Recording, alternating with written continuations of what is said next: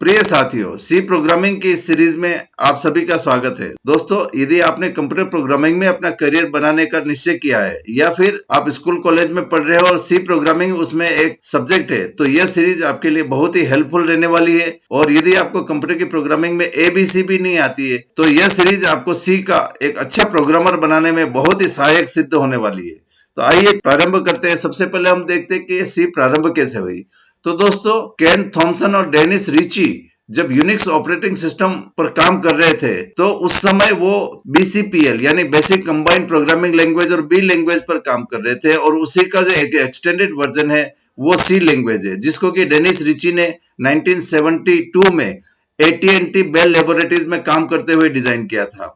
और 1980s में तो ये सी इतनी ज्यादा पॉपुलर हो गई कि उस समय की जो दूसरी लैंग्वेज थी, जैसे पास्कल है, कोबोल है, फोर्ट्रन है, उन सबको पीछे छोड़ते हुए सी सबसे पॉपुलर लैंग्वेज बन गई। और प्रोग्रामर्स ने दूसरे लैंग्वेज में जो अपनी कोडिंग कर रखी थी उसको सी लैंग्वेज में चेंज करना प्रारंभ कर दिया।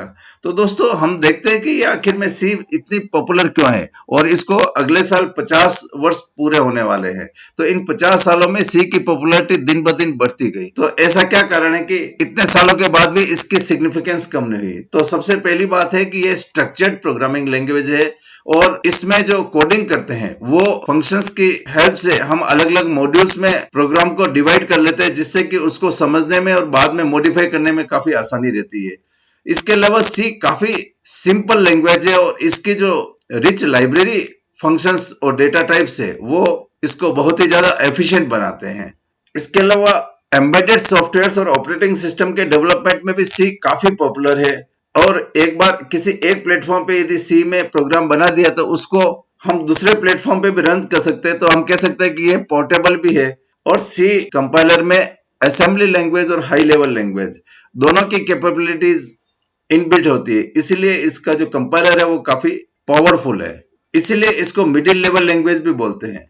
इसके अलावा इसका जो रिच लाइब्रेरी सेट है उसमें हम अपने खुद के फंक्शन को भी बना के ऐड कर सकते हैं, और इन सभी कारणों से सी पॉपुलर है, और इसकी पॉपुलैरिटी समय के साथ बढ़ती जा रही है। अब हम बात करते हैं सी कैरेक्टर सेट। तो दोस्तों, वो कैरेक्टर्स जो कि सी लैंग्वेज को सपोर्ट करते हैं उनको सी कैरेक्टर सेट कहते हैं। और इनमें वो सारे कैरेक्टर्स आते हैं जो कि सी लैंग्वेज में हम जब प्रोग्रामिंग करेंगे तो उसमें काम आएंगे, जैसे कैपिटल में ए से जेड तक, स्मॉल में ए से जेड तक, और इसके अलावा जो डिजिट्स है 0 से 9 तक, और कई सारे स्पेशल सिंबल्स जो कि इस शीट में दिखाए गए, ये सारे कैरेक्टर सेट हमको सी प्रोग्रामिंग में जरूरत पड़ेगी, और उन सबको हम सी कैरेक्टर सेट बोलते हैं। अब हम बात करते हैं कॉन्स्टेंट्स, वेरिएबल्स और कीवर्ड्स की। तो जब हम प्रोग्रामिंग करेंगे तो कई सारे डेटा की जरूरत पड़ेगी, और उन डेटा को हम कंप्यूटर में ऐसे डायरेक्ट नहीं दे सकते। उनको कॉन्स्टेंट और वेरिएबल की सहायता से असाइन करना होता है, और उनके ऊपर जो भी ऑपरेशंस होते हैं वो सब हम कीवर्ड के थ्रू प्रोग्रामिंग करेंगे। तो चलिए हम बात करते हैं कि आखिर में सी कांस्टेंट, वेरिएबल्स और कीवर्ड्स होता क्या है। तो दोस्तों, सी प्रोग्रामिंग में 3 तरह के बेसिक कांस्टेंट्स होते हैं, जैसे इंटीजर, रियल और कैरेक्टर कांस्टेंट्स। तो इंटीजर कांस्टेंट वो कांस्टेंट होते हैं जिसमें कि होल नंबर्स होते हैं, जैसे कि नंबर 5 हो गया, 7 हो गया, 10 हो गया, 15 हो गया, या माइनस के नंबर्स हो गए। तो ये सारा इंटीजर कांस्टेंट होते हैं। इसी तरह से जैसे कि इंटीजर कांस्टेंट होते हैं, वैसे यदि हमारा जो नंबर्स है वो डेसिमल्स में या फ्लोटिंग पॉइंट में, तो उनको रियल कांस्टेंट्स कहते हैं, और इनकी वैल्यू यहाँ पे दे रखी है, लेकिन यह वैल्यू भी सिस्टम टू सिस्टम चेंज होती रहती है। एक और कांस्टेंट होते हैं जिसको कि कैरेक्टर कांस्टेंट होते हैं, जैसे कि ए है, या कोई नंबर है जिसको कि सिंगल इन्वर्टेड कोमास में इंक्लोज कर रखा है, या कोई ऑपरेटर है। तो ये जो सारे कांस्टेंट होते हैं उनको कैरेक्टर कांस्टेंट कहते हैं। तो दोस्तों, ये जब हम प्रोग्रामिंग करेंगे तो इनके बारे में और आगे चर्चा करेंगे, और हो सकता है कि अभी आपको समझ में नहीं आए, लेकिन जब प्रोग्रामिंग करेंगे तो मैं इन सबको वापस समझाऊंगा, तो उस समय आपको सब समझ में आ जाएगा। अब हम बात करते हैं वेरिएबल्स की। तो कोई भी प्रोग्रामिंग लैंग्वेज वेरिएबल्स के बिना पूरी नहीं हो सकती, क्योंकि किसी भी डेटा की वैल्यू को असाइन करना होता है तो वो बिना वेरिएबल्स के हम नहीं कर सकते हैं।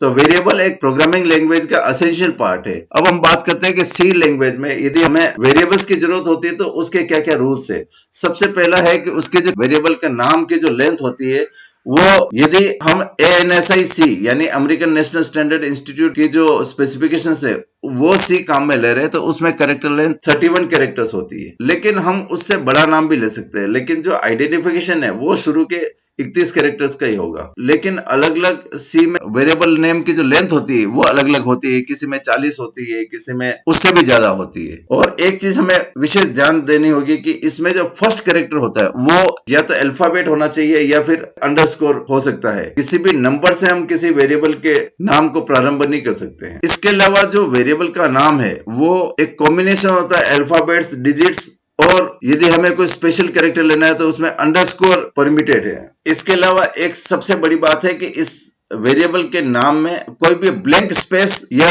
अंडरस्कोर के अलावा और कोई दूसरा स्पेशल सिंबल परमिटेड नहीं होता है। अब हम बात करते हैं कीवर्ड्स की। तो सी प्रोग्रामिंग में दो तरह के कीवर्ड्स होते हैं, एक तो प्राइमरी कीवर्ड्स और एक सेकेंडरी कीवर्ड। और ये कीवर्ड और इनको रिजर्व वर्ड्स भी बोलते हैं, क्योंकि इनका जो मीनिंग होता है वो कंपाइलर में पहले से डिफाइंड होता है और हम इसको अपने हिसाब से इनका मीनिंग डिसाइड नहीं कर सकते हैं। और यदि हम प्राइमरी कीवर्ड्स की बात करते हैं तो सी लैंग्वेज में 32 कीवर्ड्स होते हैं, जैसे ऑटो, ब्रेक, कैश, कैर, कांस्टेंट आदि। तो ये सारे 32 कीवर्ड्स यहाँ पे दिखा रखे हैं। इसके अलावा सेकेंडरी कीवर्ड्स भी होते हैं, जैसे एरे, पॉइंटर्स, स्ट्रक्चर्स। वो हम आगे जब प्रोग्रामिंग करेंगे तो उसमें और डिस्कस करेंगे, और इन सब कीवर्ड्स के बारे में जैसे जैसे जरूरत पड़ती जाएगी हम डिस्कस करते जाएंगे।